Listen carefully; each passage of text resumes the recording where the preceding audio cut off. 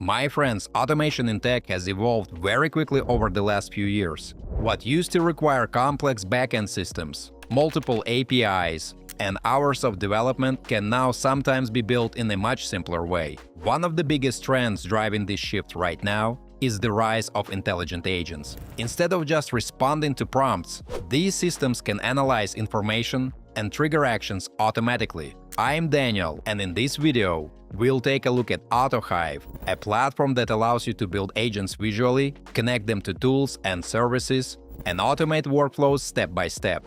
Guys, make sure you check out all the useful links in the description after watching this video. There might be some nice discounts there. Alright, let's start.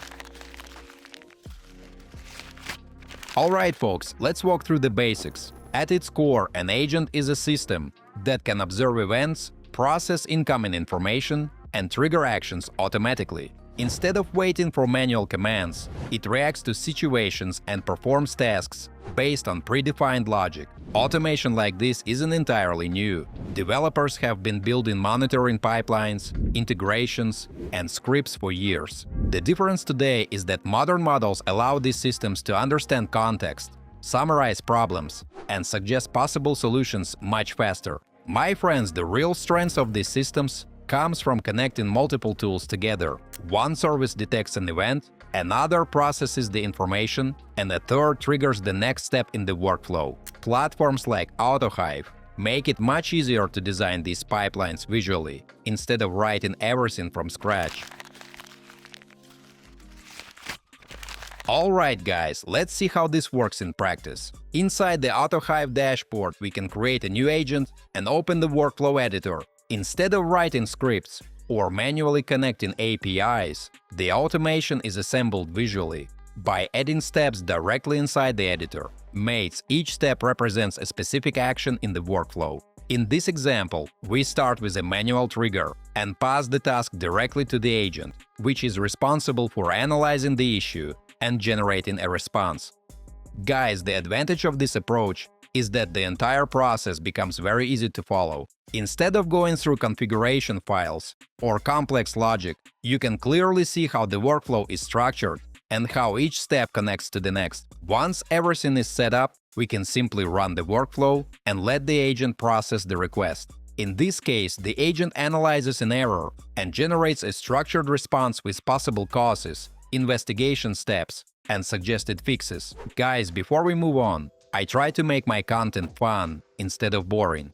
And in return, please like this video and subscribe to my channel if you enjoy the content I make. Instead of manually reviewing logs, the system provides a clear and organized breakdown of the issue. This makes it much easier to understand what went wrong and what actions should be taken next. And the nice part is that once the agent is configured, you can also open it directly and interact with it. So instead of just running workflows, you can ask it questions, share issues, and get instant responses based on the same logic. However, custom development still plays a major role. Complex systems, highly optimized infrastructure, or specialized logic often require traditional programming. So the real opportunity here isn't replacing developers, but expanding what teams can build with fewer resources. Guys, whenever new automation tools appear, the same question always comes up: will they replace developers? Historically, that almost never happens. These tools usually change the type of work developers focus on. Instead of spending time on repetitive integrations or monitoring pipelines, engineers can concentrate on architecture, complex systems, and problem solving. My friends, developers who understand both traditional coding and modern automation platforms will likely have a strong advantage as this ecosystem continues to grow. Another interesting use case for these systems is analytics and operational automation. Teams can build workflows that monitor incoming data, analyze patterns, and automatically notify the team when something unusual happens. Instead of constantly checking dashboards, the system tracks events continuously. Mates, I want to say these automated insights help teams react faster and make more informed decisions. Alright folks, let's wrap this up. The rise of agents is part of a much larger shift in how software systems are built and managed. Platforms like Autohive lower the barrier to automation and make it easier to connect tools, process data, and design intelligent workflows. Guys, for developers, the key isn't choosing between no-code platforms and traditional programming.